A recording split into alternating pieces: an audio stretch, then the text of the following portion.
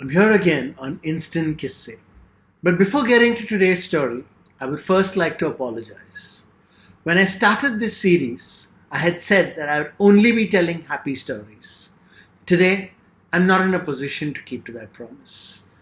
For today's story is about death. It's a story that is inspired by something my friend Megha said to me this morning. So the prompt was the thought she left me with, no prompt words. The story is simply called In Memory.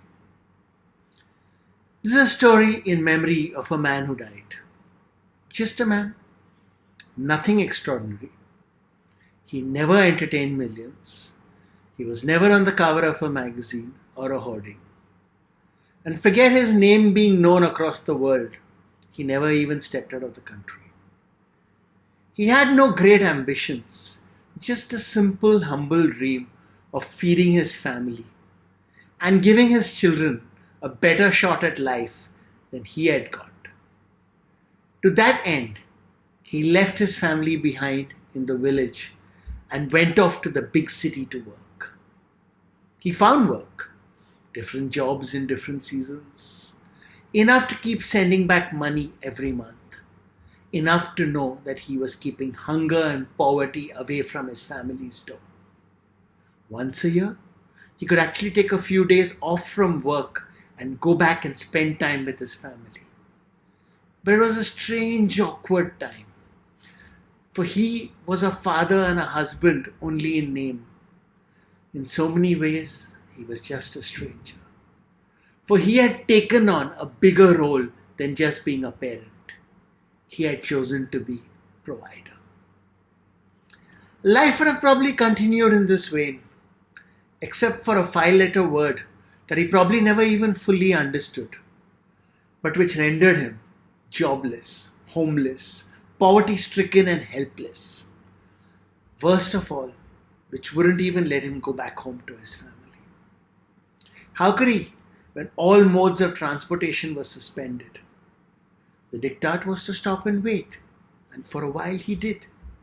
But then days became weeks, and when weeks threatened to become months, when hunger, desperation, loneliness couldn't be kept at bay any longer, he took matters into his own hand and set off home. On foot, in the heat, through the grime, biscuits for food, snatches of water when he could find a tap or a puddle. Sometimes he found shelter in the kindness of strangers. Sometimes he just got clubbed or kicked or subjected to whatever kind of sadistic punishment the local upholders of the law deemed fit. But he just kept going, undeterred. Perhaps he just couldn't see any other way. Death was a given, but perhaps if fate was kind, it would be after seeing his family. Kindness, it would seem, was out of stock. He made it 3/4 of the way, but with 70 kilometers still to go, his heart gave up. His life was done.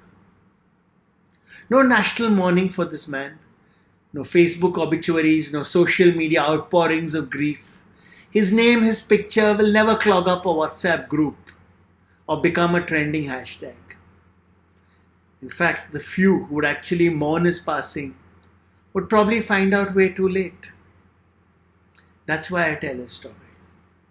A story shared by countless others who in death will continue to remain as anonymous and inconsequential as they were in life. Till next time, be strong, be hopeful, sunshine.